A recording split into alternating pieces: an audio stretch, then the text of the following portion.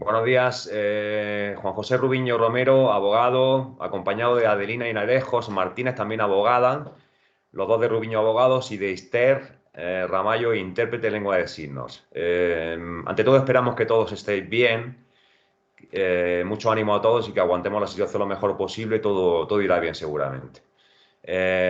Vamos a intentar explicar las medidas adoptadas por el gobierno en relación a el estado de alarma y vamos a hacer dos o tres o cuatro grandes apartados. En primer lugar, explicaremos todo lo relacionado con el ERTE o con los ERTES,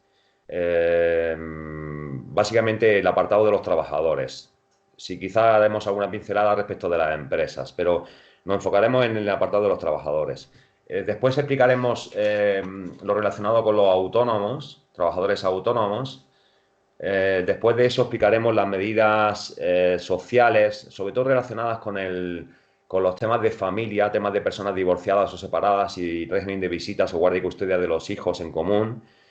También explicaremos, por último, las medidas sociales adoptadas o acordadas respecto de las cuotas hipotecarias.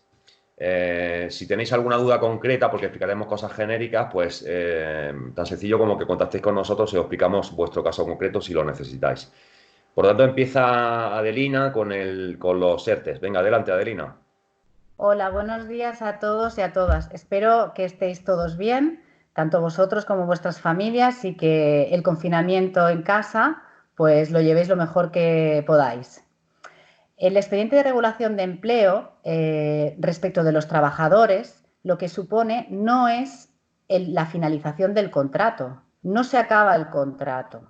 Lo que supone es que el trabajador continúa de alta en la empresa, pero con los motivos que luego explicaré, como no puede la empresa darle trabajo, se suspende el contrato. ¿Qué pasa con esta suspensión? Que el trabajador pasa a cobrar el desempleo.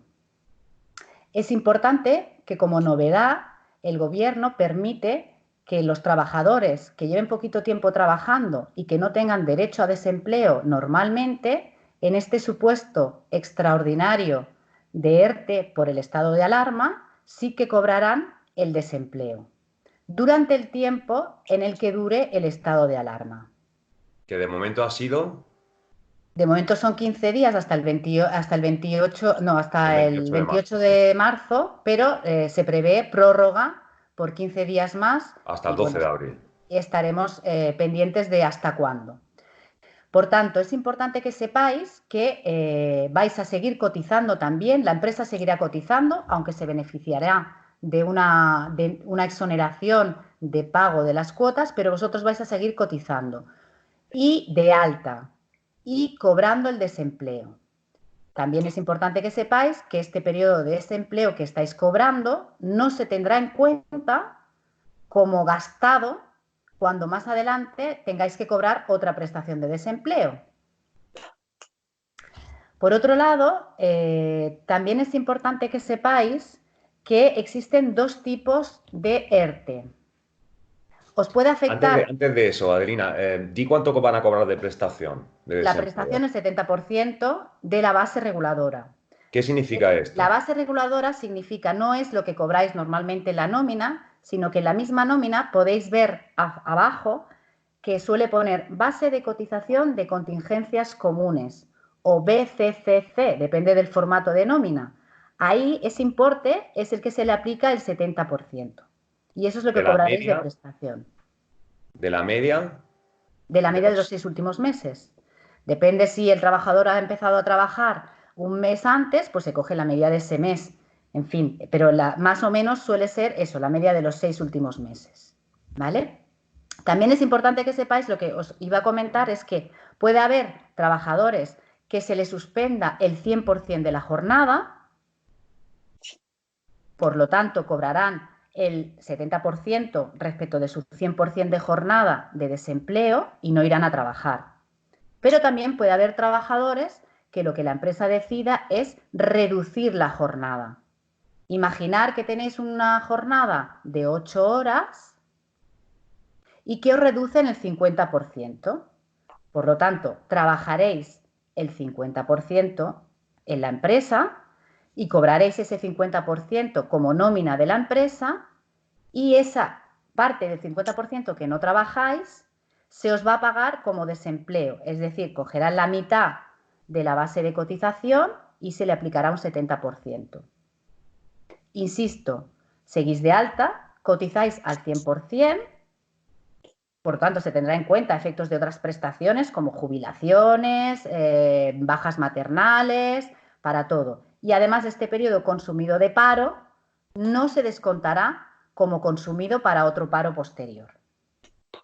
¿Vale? ¿Cómo se Las tramita empresas, por cómo se otro tramita? lado, pueden acogerse a este tipo de medidas por dos vías. Lo que se conoce como fuerza mayor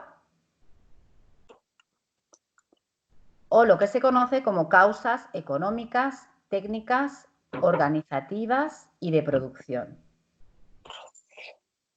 Las causas de fuerza mayor entrarán aquellas empresas que por el decreto del estado de alarma tengan que cerrar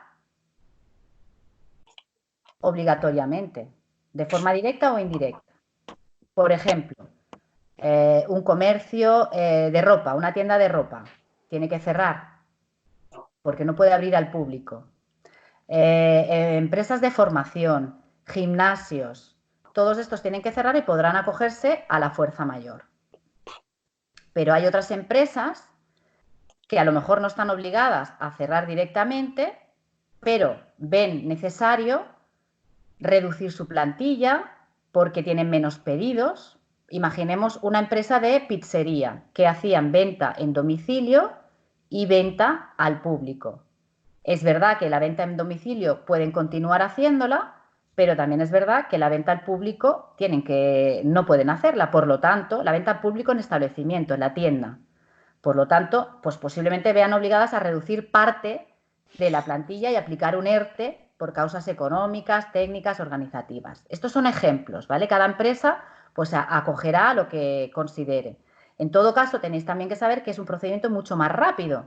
Se prevé por parte del Gobierno, porque ya se han presentado más de 10.000 expedientes de regulación de empleo y, consecuentemente, hay muchísimos trabajadores que están solicitando el paro, que se hace a través online, a través de la página del Servicio Público de Empleo Estatal. Se prevé que se cobren a final de mes, pero tampoco se puede asegurar. Esa es la intención del Gobierno, que este paro se cobre a final de mes. Pero insisto, no lo podemos asegurar, no se puede asegurar, porque hay una avalancha de solicitudes importante. ¿Vale? Cualquier duda que tengáis, como ha dicho Juan José Rubiño, os podéis poner en contacto con nosotros para aclararos vuestro supuesto concreto. Por favor, Erika. Juanjo. Adelina, explícale por favor cómo se tramita el desempleo. Primero, ¿qué tienen que hacer? ¿Esperar que la empresa haga alerte, les comuniquen? ¿Cómo se tramita Claro. eso? Una vez tiene la notificación, la autorización la empresa por parte de la Junta o del Departamento de Trabajo, depende de qué comunidad autónoma, porque esto depende de la comunidad autónoma, se le comunica al trabajador y insisto, el Gobierno está moviéndose o adaptando las solicitudes conforme a la demanda y a la situación.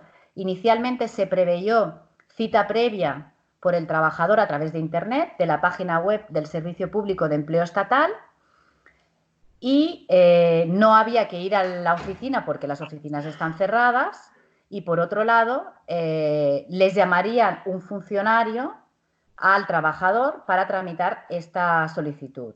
Ahora parece ser que las empresas, o que han habilitado que las empresas directamente también lo comuniquen al Servicio Público de Empleo Estatal. Pero insisto, esto está pues, avanzando conforme los días y la situación de desbordamiento que se encuentra en la Administración porque hay muchísima gente afectada por los ERTES. Vale, por lo tanto, y según me han explicado algunos afectados, trabajadores afectados, lo que hay que hacer es, si sois trabajadores que estáis afectados por un ERTE, entrar en la página web del Servicio Público de Empleo Estatal, que antes era el de antiguo INEM, y solicitar alta como demandante de empleo. Eso sí se puede hacer a través de Internet. A través de ese sistema, una vez que ya eres desempleado, te ha dado de alta como desempleado, te van a dar una cita previa, que posiblemente sea para abril, sin ningún problema, para que allí presentes la documentación. De momento está así. Me lo han comentado eso algunos trabajadores afectados que ya han tramitado eso. Lo importante y lo más urgente es, una vez que la empresa me ha comunicado que estoy afectado por un ERTE, debo darme de alta como demandante de empleo, debo darme de alta como persona parada en la página web del Servicio Público de Empleo Estatal. Bien, explicado todo esto respecto a los trabajadores. Un momento. Quiero añadir un par de puntuaciones importantes. Tenéis que saber que normalmente el plazo para solicitar el paro es de 15 días. Bien, ahora da igual. Lo podéis solicitar, lógicamente, os aconsejamos que cuanto antes lo solicitéis, porque va a haber una avalancha y cuanto antes lo presentemos, antes nos lo resolverán. Pero es verdad que el plazo da igual, lo podemos presentar 20 días más tarde y nos lo van a dar. Y es también importante que sepáis que nos lo darán con efectos desde el día en el que se decretó el estado de alarma, es decir, desde el 14 de marzo. Aunque la empresa lo tramite ahora, imaginaos que la empresa lo tramita a día de hoy, lo solicita a día de hoy, se lo autoriza la semana que viene, vosotros o el efecto de este ERTE es hacia atrás. Cobraréis desde el 14 de marzo hasta la fecha en la que dure el estado de alarma. Cuando acabe el estado de alarma, vuestras empresas deberán volveros a dar trabajo, volveros a incorporar en el puesto de trabajo para que desempeñéis las funciones que teníais anteriormente. Bien, explicado todo eso, y si tenéis alguna duda ya sabéis, nos preguntáis para casos concretos. Nos vamos a referir ahora a los trabajadores autónomos. Para los trabajadores autónomos se han establecido dos cauces. Primer cauce, trabajadores autónomos que desarrollan actividades expresamente obligadas a cerrar por el Real Decreto de Estado de Alarma. Ejemplos que ha puesto Adelina antes, como podría ser gimnasios, como podría ser tiendas de vestido, de ropa. Esos expresamente tienen que cerrar. En ese caso, el camino a seguir es más fácil porque es lo que denominamos cese de actividad. El trabajador autónomo, en tanto en cuanto pueda acreditar sin ninguna duda y fácilmente que ha tenido que cesar ahí la actividad, lo que tiene que hacer es solicitar, comunicar ese cese de actividad y solicitar la prestación de desempleo. Tendrá derecho a prestación de desempleo. ¿Cuánto de prestación de desempleo? El 70% de la base de cotización. Es decir, el autónomo puede decidir cotizar por una cantidad de dinero determinada de cara a su jubilación u otras posibles prestaciones como incapacidad permanente, etcétera, etcétera. Va a cobrar el 70% de esa base de cotización que esté, por la que esté pagando. Normalmente, casi todo el mundo cotiza por el mínimo. El mínimo hoy por hoy son 944,40, lo que nos supone aproximadamente 286 euros al mes de cuota de autónomos. Esto supondrá una prestación de desempleo de 661 euros aproximadamente, es decir, no llegamos a los 700 euros. Si hay alguien que cotiza por más cantidad, se puede cotizar hasta por 2.000 euros al mes, pues cobrará el 70% de esa base reguladora. Esta prestación tiene una duración única y exclusivamente del tiempo que dure el estado de alarma, que de momento está previsto, como ha dicho Adelina, para 2 semanas o se va a prorrogar 2 semanas más, ¿vale? Tenemos de plazo para solicitar esto, para comunicar el cese de la actividad y para solicitar la prestación de desempleo, de un mes a contar desde el 14 de marzo. Por lo tanto, el plazo acaba el 14 de abril. Se tramita a través de las mutuas, no a través del Servicio Público de Empleo Estatal, a través de la mutua. Todos los autónomos estamos vinculados a una mutua que hemos decidido que sea la que nos haga las coberturas. Es posible que muchos de vosotros, los trabajadores autónomos, no sepáis qué mutua tenéis. Eso lo va a decir vuestro gestor o vuestro asesor. Y el gestor o el asesor es el que va a tramitar seguramente la solicitud, la comunicación de cese de actividad y la solicitud de prestación. ¿Qué pasa con aquellos trabajadores autónomos que no se ven afectados por cierre automático o directo por el Real Decreto? Existe un segundo cauce, que es un poco más complejo, que es el acreditar que he visto reducida mi facturación en un 75% o más en relación a lo que yo facturaba los 6 meses antes del Real Decreto de estado de alarma. Es decir, empresas, por ejemplo, de comercio de alimentación que pueden seguir abiertas y que de hecho deben seguir abiertas porque son servicios esenciales para la comunidad, empresas de productos farmacéuticos, empresas de productos sanitarios, estancos. Todo ese tipo de actividades pueden ver reducida su facturación y pueden solicitar también esta prestación de desempleo. Pero deben acreditar, insisto, cuál es su facturación de los 6 meses antes y cuál es su facturación actual. Esto también es relativamente sencillo si llevamos una contabilidad directa, es decir, si tenemos claro y guardamos todas las facturas, toda la facturación, todos los impuestos que presentamos trimestralmente hablando. Me llegan dudas de algunos afectados o trabajadores autónomos que cotizan o que pagan, que tributan por módulos. Este tipo de trabajadores que tributan por módulos pagan unas cuantías fijas de impuestos independientemente de cuánto tributen, de cuánto facturen o de cuántos rendimientos tengan.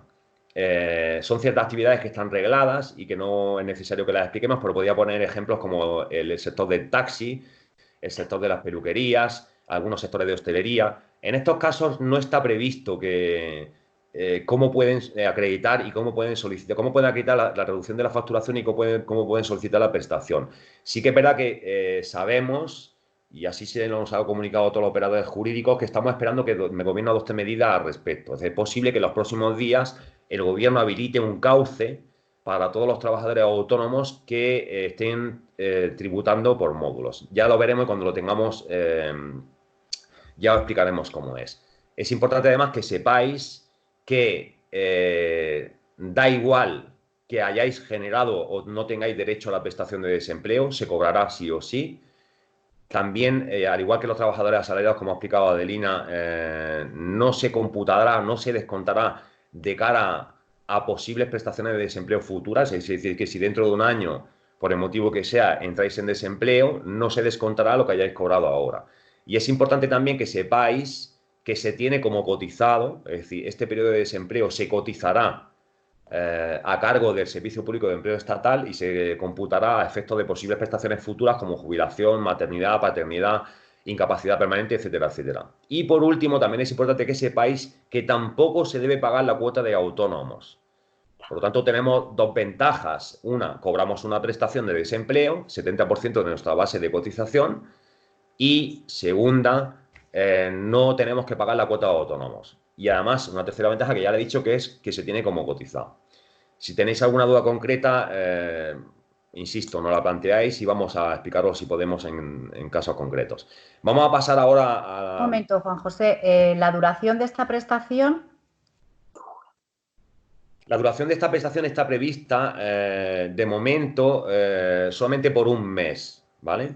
Ampliándose en su caso hasta el último día del mes, en que finalice el estado de alarma, ¿vale? De momento, podemos contar solamente con un mes, porque aunque se ha previsto que se prorrogue 2 semanas más, como quiera que las 4 semanas no superan el mes, nos quedaremos solamente con la prestación de un mes. Si se prorrogara después un poquito más y superáramos el mes del estado de alarma, si superáramos el mes del estado de alarma, quizás sí que podríamos aspirar a cobrar 2 meses de prestación, pero nos vamos a quedar solamente de momento con la idea de que podemos aspirar a un mes de prestación y a un mes de no pago de cuota a autónomos. He explicado esto y si no hay, Adelina, alguna duda más, no. Ninguna. Vamos a explicar el apartado de medidas sociales. Nos vamos a centrar ahora y en un tema que está generando mucha polémica y mucha duda, mucha inquietud, en el tema de las situaciones de personas divorciadas o separadas y que tienen hijos en común. ¿Qué pasa con la guardia y custodia compartida, con los regímenes de visitas?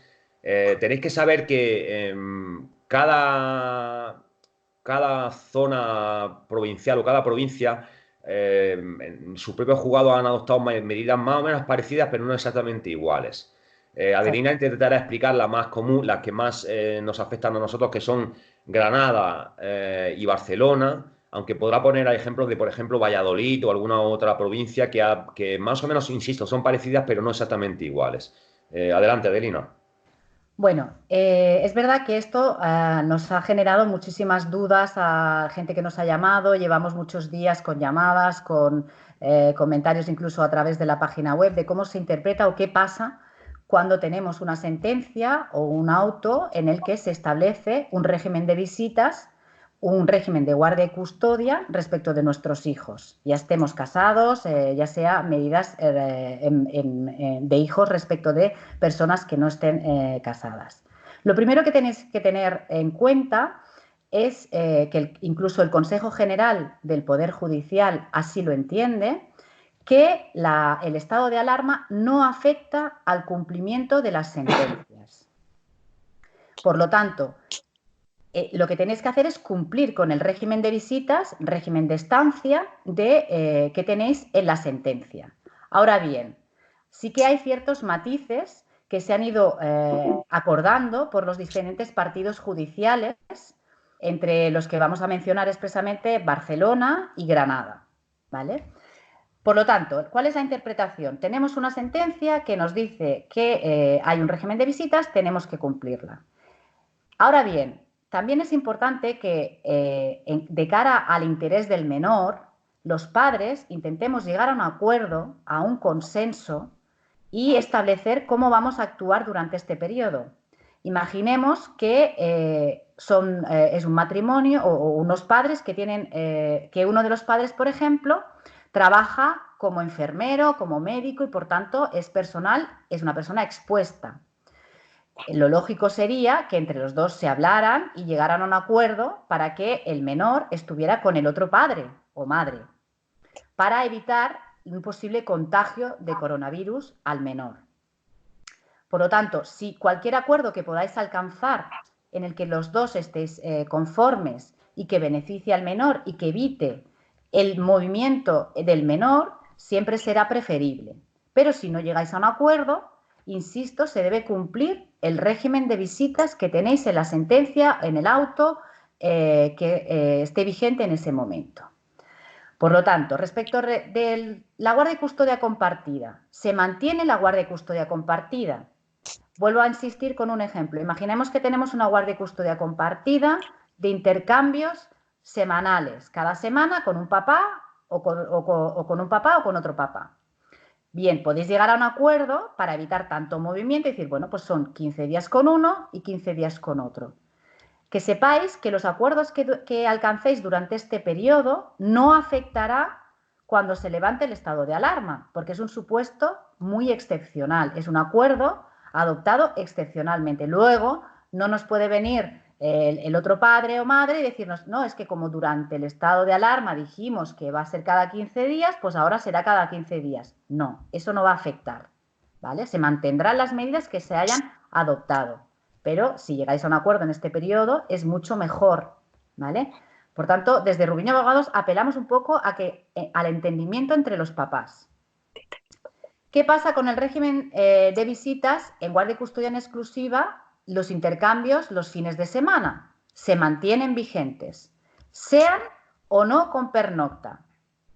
Da igual, el fin de semana deberá cumplirse. Si no hay acuerdo, insisto, si no hay acuerdo deberá cumplirse. ¿Qué pasa cuando tenemos una tarde intersemanal?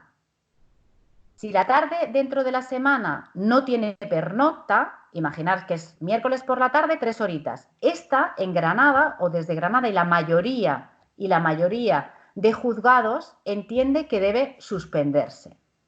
Porque es un poquito tiempo y no es necesario exponer al menor a salir a la calle para estar con el otro papá o mamá durante ese periodo corto de tiempo. Si en cambio esa tarde intersemanal tiene pernocta, es decir, duerme en casa del otro papá o mamá, sí que debe mantenerse. También es importante que sepáis que durante todo este periodo tenéis que facilitar la comunicación con los menores. Es decir, si el menor está con uno de los padres, tiene que facilitar que se comunique, intercambio, ya sea a través de videollamada, telefónica, con el otro papá o mamá. ¿Qué pasa cuando en uno de los domicilios existe personas con riesgo o existe ya un infectado de coronavirus? Aquí Barcelona los juzgados de Barcelona entienden que no se debe exponer al menor a ese domicilio para evitar el contagio y que por tanto deberá permanecer en el domicilio del otro progenitor, del otro papá o mamá, en el que no exista peligro de contagio tan evidente de coronavirus. ¿Qué pasa cuando tenemos un intercambio del régimen de visitas en punto de encuentro o porque tenemos una orden de alejamiento, etcétera, etcétera. Las estancias en el punto de encuentro supervisadas se suspenden. Lo que sí que, si el punto de encuentro se mantiene abierto, podemos hacer los intercambios. Pero si el punto de encuentro no está abierto porque ha cerrado o tenemos una orden de alejamiento, tenemos que intentar o que hacer los intercambios en el domicilio. Se recogerá al menor en el domicilio donde se encuentre en ese momento por una persona autorizada si tenemos orden de alejamiento. ¿Qué pasa cuando tenemos intercambios en el colegio y ahora no hay colegio? Pues en lugar de ser en el colegio, será en el domicilio donde se encuentre el menor. El papá o mamá irá a recogerlo. También tenéis que tener en cuenta que es importante que el menor, una vez lo recojamos, una vez esté con nosotros, permanezca en una vivienda y en cumplimiento del estado de alarma, es decir, permanezca confinado, evitando salidas al exterior, etcétera, etcétera. Mucha gente nos pregunta que les van a multar, que les dicen que no pueden dar a los niños porque les van a multar. La interpretación que se hace es que tenéis que llevar la sentencia o el auto de las medidas acordadas por el juzgado impresas. En el momento que la autoridad, las fuerzas y cuerpos de la autoridad del Estado, policía local, Guardia Civil, os pare, Mossos d'Esquadra os pare, enseñando esta resolución, os permitirán el traslado del menor, podéis ir con el menor en el vehículo, con el menor acompañado a vuestro domicilio, os permitirán el intercambio del menor. En Barcelona, la interpretación que se ha dado, como ya os he comentado, es con carácter general se deben cumplir las sentencias. Ahora bien, desde Barcelona se recomienda, que no obliga, se recomienda a que si es posible y hay acuerdo entre los padres, los menores permanezcan en un domicilio. Insisto, es una recomendación, no una obligación. En el momento en que no haya acuerdo entre los dos papás, se deberá cumplir el régimen de visitas, con las excepciones que os he comentado, de intercambios intersemanales sin pernocta, de poder llegar a un acuerdo para establecer un mayor periodo de estancias en un domicilio y en otro para evitar los cambios del menor de un lado a otro continuos. Y en el caso de que exista una vivienda en la que ya exista una persona infectada de coronavirus, pues el menor, lógicamente, y yo creo que es bastante de sentido común y todos los papás y mamás queremos que nuestros hijos estén bien, pues si existe un infectado en un domicilio, pues el menor no deberá ir o no deberá tener estancias en ese domicilio. En Granada, las recomendaciones son básicamente las mismas. Mantiene el régimen de visitas que establezca la resolución judicial, quita el intercambio intersemanal y, lógicamente, apela un poco a la protección del menor, adoptando las medidas cada papá y mamá que sean necesarias y que establece el estado de alarma. Una excepción a todos estos criterios, más o menos, que se mantienen en Valladolid, en casi toda España, de los que han ido saliendo, Málaga. Málaga, entendiendo que existen muchos infectados, sí que recomienda o establece la suspensión del régimen de visitas. Pero, insisto, es una interpretación. Habrá que estar al caso concreto, si sois de Málaga, y ver cómo aplicamos esta interpretación y cómo os afecta esta interpretación. Porque lo que el Consejo General del Poder Judicial dice es que debéis cumplir con las sentencias, ¿vale? También es importante que sepáis que podéis, como ya os he dicho, que con ocasión de estos intercambios de los menores sí que podéis ir en el vehículo o acompañados de los menores. Se decía que solo puede ir una persona en los vehículos y no puede ir acompañado. Sí que puede ir acompañado del menor. Y os aconsejo que llevéis la resolución para poder justificar si os paran y que no os multen. Y esto es básicamente... otra cosa que tenéis que tener en cuenta es qué pasa si algún papá o mamá incumple con este régimen de visitas y no habéis llegado a un acuerdo. Si el incumplimiento no es justificado, por ejemplo, no existe ninguna persona afectada de coronavirus, es, digamos, un poco caprichoso, aunque tengamos todos miedo a que a nuestros hijos les pase algo, pero es verdad que todos los papás y mamás, cuidaremos de que no les pase nada y evitaremos o los protegeremos tal y como nos exige el gobierno.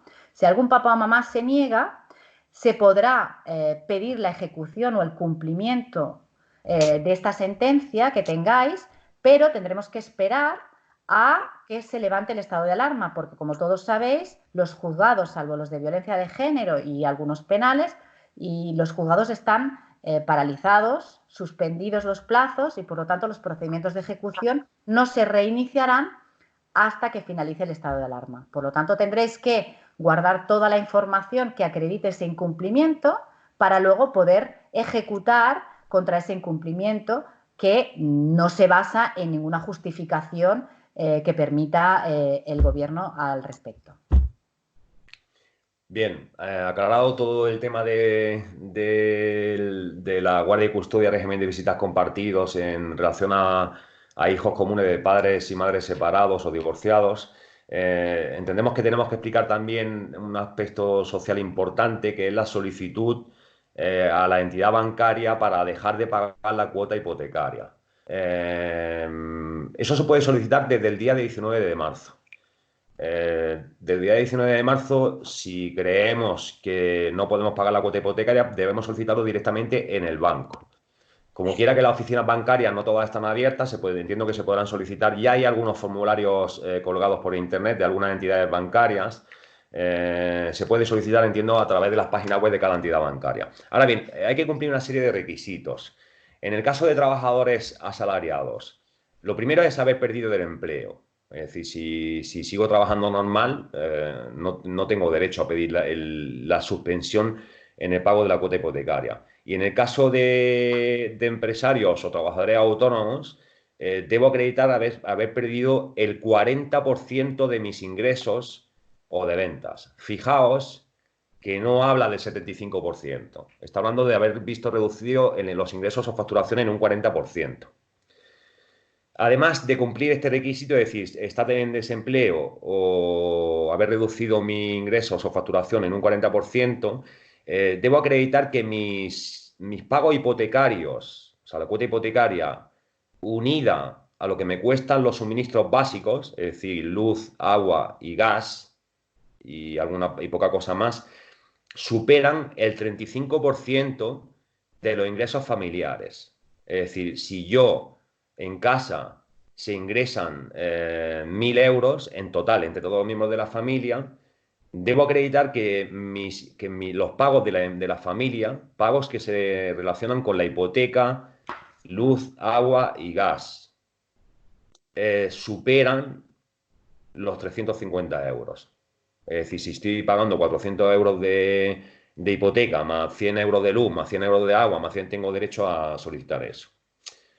Se requiere también que los ingresos de la unidad familiar no superen unos parámetros determinados. Es decir, si la familia, es que tengo que hacer cálculos, no ingresa, la familia, estoy hablando en situaciones normales, no ingresa más de 1.613,52 euros, puede solicitar esta suspensión de pago de la hipoteca. En el caso de una familia con algún miembro con discapacidad, y no dice la ley qué tipo de porcentaje de discapacidad, simplemente habla de discapacidad, algún dependiente o alguna persona con incapacidad permanente. En ese caso, los ingresos familiares no deben superar, un segundo que estoy calculando, los 2.151,28. 2.151,28. Es decir, vuelvo para atrás. Si he perdido el empleo siendo trabajador asalariado, o si soy autónomo o empresario, he visto reducidos mis ingresos en un 40%.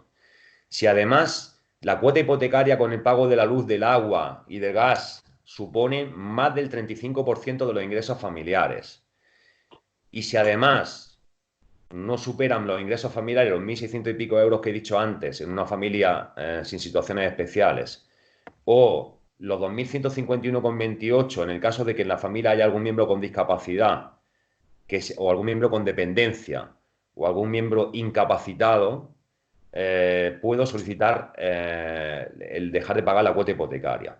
Estas cantidades se mejoran en el caso de que haya algún discapacitado con el 65% o más. Se mejoran de la siguiente manera. Es que estoy haciendo cálculo otra vez. Si en la familia hay algún discapacitado con un 65% o más, o un discapacitado mental con un 33% o más,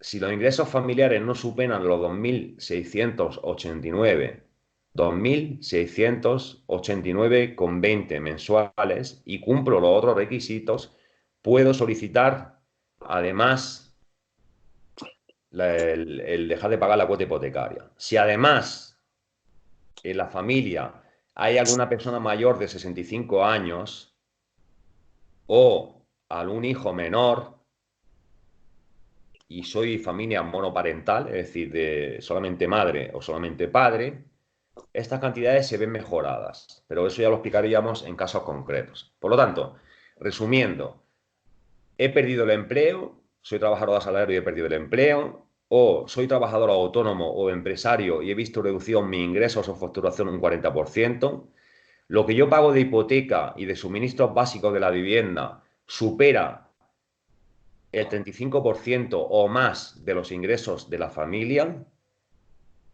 y los ingresos de la familia no superan los 1.613,52 en situaciones normales. 13,52 en situaciones normales. Los 2.151,28 en caso de alguna persona con discapacidad. Y da igual el grado de discapacidad.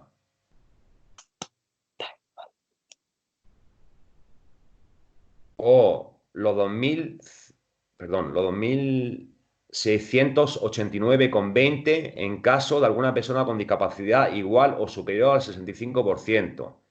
O una persona con discapacidad mental del 33% o más. Si no superamos estos ingresos y cumplimos todos los requisitos, podemos solicitar a las entidades bancarias, que deberán cumplirlo, la suspensión en el pago de la hipoteca. Esto además tiene una ventaja y es que la entidad bancaria no puede después reclamar el interés de estas cuotas hipotecarias no pagadas. Por lo tanto, es una suspensión plena. Dejo de pagar la cuota hipotecaria y no se generan intereses de demora, ni intereses ordinarios, ni intereses de ningún tipo. Tenéis que saber también un par de medidas básicas también que se han adoptado. Una es que se suspenden los plazos para pagar deudas tributarias, es decir, si yo tengo pendiente de pagar alguna deuda por algún tipo de impuesto, está suspendido mientras dure el estado de alarma. Y por último, que el gobierno ha garantizado los suministros básicos de agua, electricidad, gas natural y telecomunicaciones, de manera que las familias en situación de vulnerables o que estén en situación precaria, nunca se les puede cortar los suministros básicos. Importante también que el precio de gas natural y del butano durante todo este tiempo no se pueden subir. Es decir, la bombona de butano queda fijada en 13,37 euros la bombona y el gas natural queda también congelado en su precio. Y ya por último, aunque no por anecdótico, aunque parece un ejemplo anecdótico o un chiste, lo cierto es que es bastante importante. Durante el tiempo que dura el estado de alarma, los productos que hayamos comprado personalmente o que hayamos comprado por internet, sabemos todos que tienen unos plazos de devolución para devolverlos o para cambiarlos y todo eso. Durante el estado de alarma, estos plazos no se computan. Entonces, si teníamos 14 días, por ejemplo, para devolver un producto comprado por internet, no estamos consumiendo esos 14 días hasta que se levante el estado de alarma.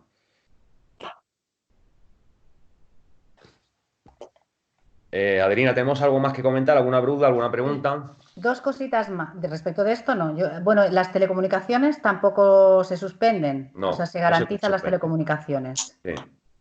Vale.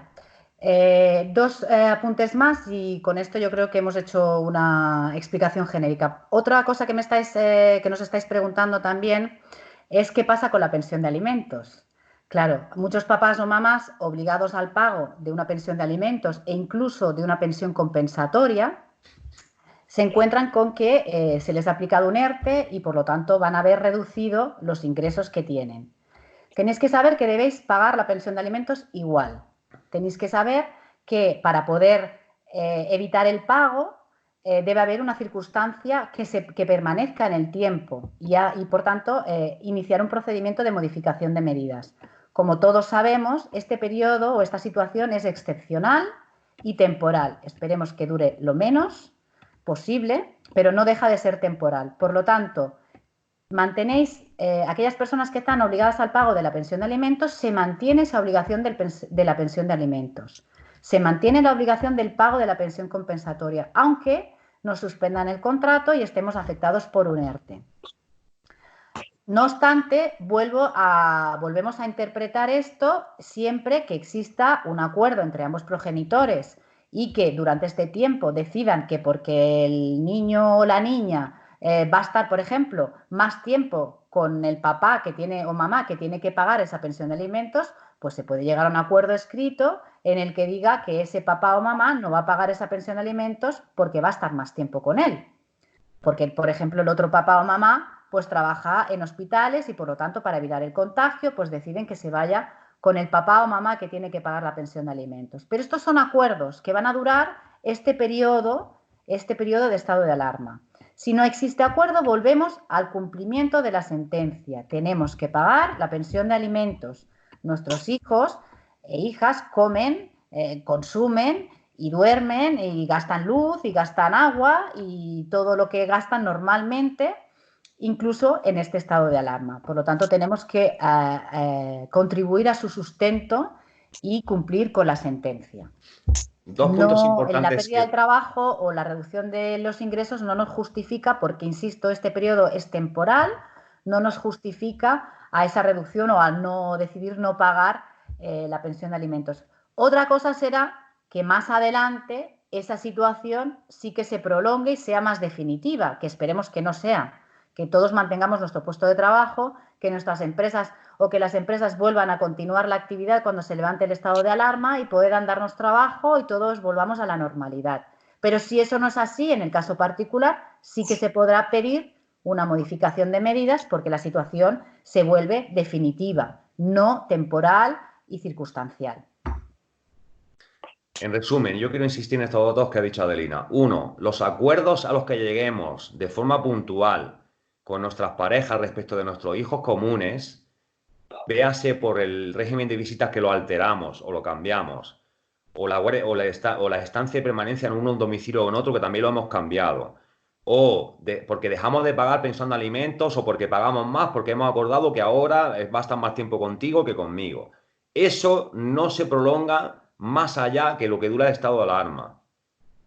Y no supone que sea ya un acuerdo definitivo. Siempre volveremos hacia atrás y volveremos al acuerdo o a lo establecido en sentencia. ¿Vale? Y segundo punto importante que ha dicho Adelina, se ha de cumplir la sentencia si no hay acuerdo. Si no hay acuerdo entre los progenitores, se ha de cumplir la sentencia y no es suficiente motivo el pretender que como en ocasión del estado de alarma yo he dejado de tener unos ingresos determinados o que el niño está más conmigo que contigo o contigo más que conmigo, no se puede dejar de pagar esa pensión de alimentos. Si hay acuerdo, sí, pero si no hay acuerdo, no, se tiene que pagar. Porque para pretender cambiar una medida establecida en una sentencia, primero lo tiene que dictar un juez o se tiene que hacer de mutuo acuerdo y segundo tiene que ser algo que sea definitivo, no algo temporal. Y esto es totalmente temporal, o al menos así lo esperamos. ¿Alguna cosa más, Adelina? Bueno, en relación a lo que tú has comentado, este acuerdo que podáis llegar respecto de vuestros hijos, tanto en la pensión de alimentos como en el régimen de estancia y visitas, no afectará a una vez se levante el estado de alarma. Es un acuerdo concreto en una situación excepcional y tendrá la vigencia durante este periodo. A partir de aquí, en el momento que se levante el estado de alarma, como ha dicho Juan José, efectivamente se deberá cumplir tal y como estaba fijado en sentencia. Por lo tanto, no tengamos miedo, insisto, creo que es lo mejor, que entre los padres se llegue a un acuerdo tanto para mejorar la situación económica que pueda vivir uno de ellos, como para que a nuestros hijos se les garantice la salud, es importante llegar a un acuerdo y no tengáis miedo de que este acuerdo luego os pueda afectar en negativo, porque es un acuerdo concreto y temporal. Luego, por último, lo que queríamos un poco es repasar o daros 4 pinceladas respecto de cómo afecta nuestra libre circulación o movilidad como personas el estado de alarma. 4 pinceladas, porque yo creo que, de esto tenemos bastante información que nos llega a través de los medios de comunicación, etcétera, etcétera. Pero queremos daros estas pinceladas. Como bien sabéis, el estado de alarma decretado por el Gobierno desde el 14 de marzo prohíbe la libre circulación de las personas en vías públicas y hay algunas excepciones. Por ejemplo, sí podemos salir a comprar alimentos, medicamentos. Perdón un momento. Por lo tanto, partimos de la premisa de que la orden y la obligación es quedarse en casa. Exacto. Partimos de esa premisa. O sea, eso es lo obligatorio. Y si no hacemos eso, si no nos quedamos en casa, estamos incumpliendo una ley y puede ser considerado infracción administrativa con multa o puede ser considerado delito por desobediencia a la autoridad. Eso significa un procedimiento penal, es decir, incluso me pueden llevar detenido. ¿Vale? Partimos, por lo tanto, de que la obligación es quedarse en casa. Y Adelina explicará ahora cuándo puedo dejar de estar en casa. Podremos salir de la vivienda para comprar alimentos, medicamentos o productos de primera necesidad. Podemos salir de la vivienda para acudir a visitas a médicos u hospitales. Podemos salir de la vivienda para acudir al trabajo. Podremos salir también de la vivienda para volver del trabajo a nuestra residencia, a nuestra vivienda. También cuando tengamos algún mayor o persona discapacitada para poder acudir a su domicilio a atenderlos. También para acudir a entidades financieras y de seguros.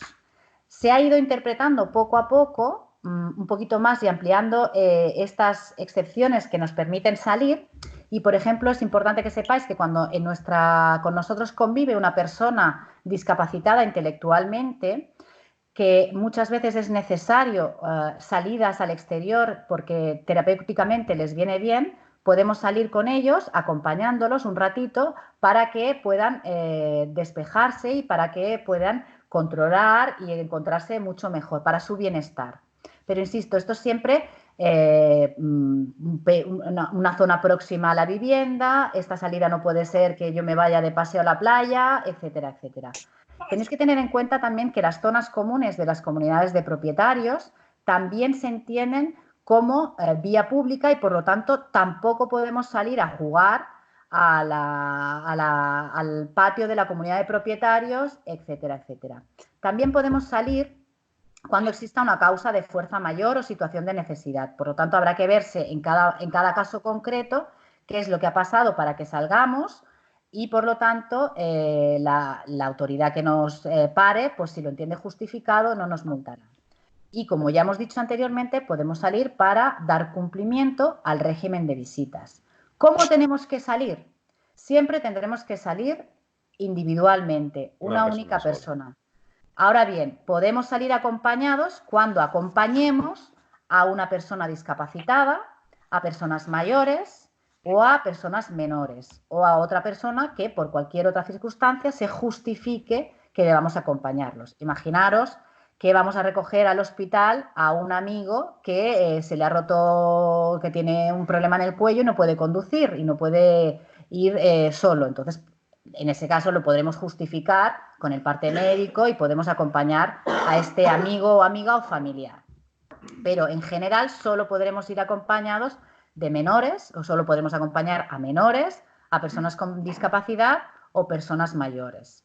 Además, siempre se deberá intentar respetar las medidas de seguridad de distanciamiento. Cuando vayamos a comprar, deberemos mantener el espacio entre personas de metro 2 metros. No podemos ir todos juntitos y todos a comprar y todos ir a coger el mismo producto, sino que debemos mantener las distancias, tanto dentro de los establecimientos como fuera de los establecimientos si nos encontramos con personas en la vía pública. Para justificar los supuestos, pues depende.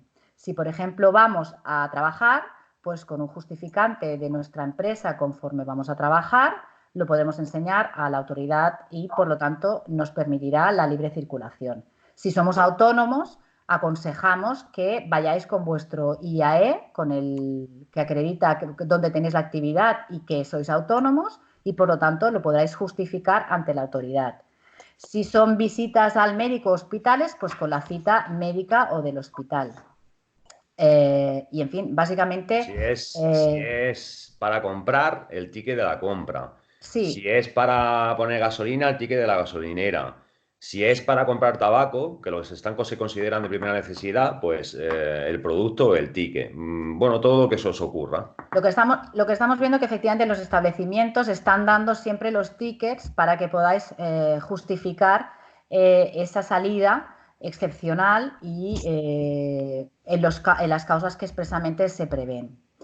Por lo tanto, os aconsejamos que evitéis las salidas lo máximo posible, que podamos todos colaborar con evitar el contagio y que desaparezca de nuestras vidas este coronavirus, y desearos pues que estéis todos bien y que continuéis bien y que dentro de poco podamos volver a la normalidad. Vamos a permitir que Esther nos pregunte algo si tiene alguna duda, algo que quiera ya saber. No, ahora mismo no tengo ninguna duda. Bien, pues lo que ha dicho Adelina, espero que vaya todo bien para todo el mundo, que cuanto antes salgamos de esta situación mejor, pongamos todo de nuestra parte, que seguro que saldremos reforzados. Buen día para todos. Ánimo, un abrazo.